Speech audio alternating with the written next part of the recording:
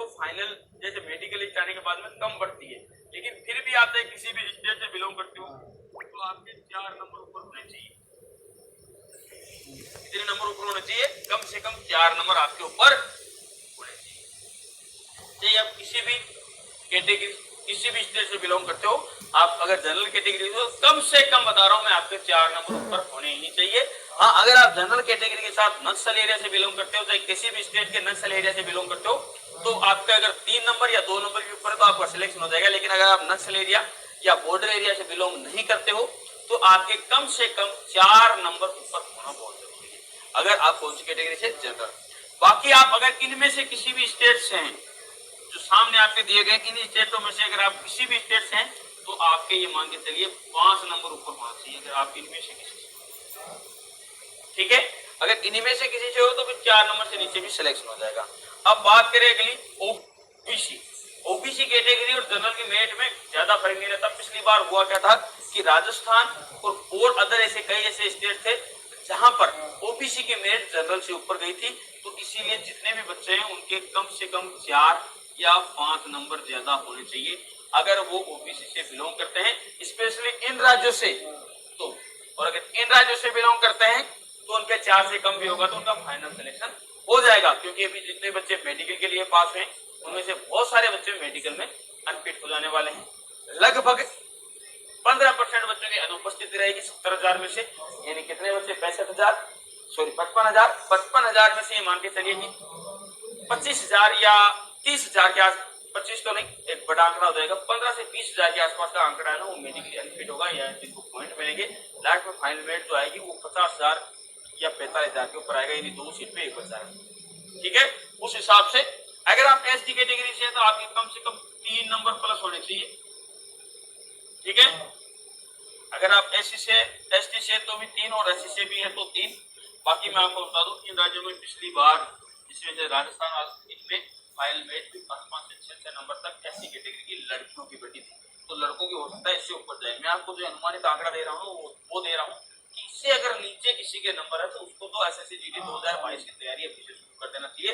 उसको बिल्कुल भी निर्भर या ऐसे नहीं होना चाहिए कि भाई मेरा सिलेक्शन हो जाएगा, ऐसा तो उसको बिल्कुल ही नहीं सोचना है।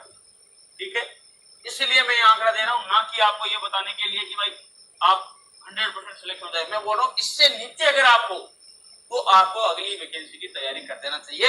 ईडब्ल्यूएस वालों को तो 4 नंबर प्लस ले लीजिए कि आपके 4 नंबर प्लस होने की।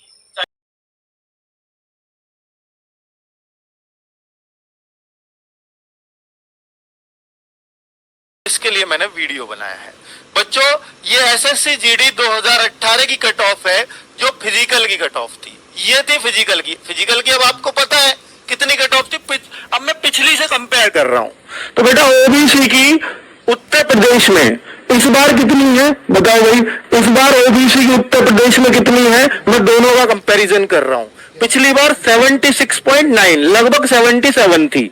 और फाइनल कट ऑफ बता रहा हूं बच्चों, ओबीसी की उत्तर प्रदेश के अंदर ओबीसी की फाइनल कट ऑफ सबसे निचली पोस्ट की तो बेटा 82.19 गई थी, यानी लगभग 77 हो गया। 66.98 है तो 77 हो गया। 77 से आप देख लीजिए 6.2 मार्क्स बढ़ी थी। इतना मार्क्स पे फाइनल हो गया था, यानी इतना मार्क्स बढ़ने से फाइनल हो गया था।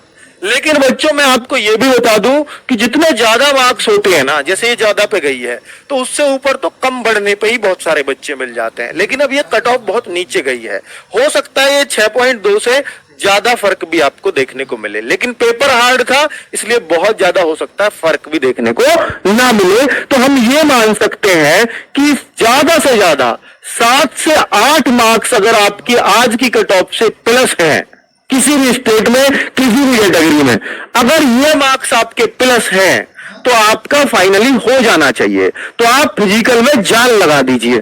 पिछला प्रूफ मैं आपको दे रहा हूं, आपको उत्तर प्रदेश का लिस्ट खोली हुई है, सीआईएसएफ बीएसएफ आप देख लीजिए। सबसे नीचे असम राइफल की गई थी, अगर आपको नौकरी की चिंता है तो बच्चों यहां पे आप देख सकते हैं उत्तर प्रदेश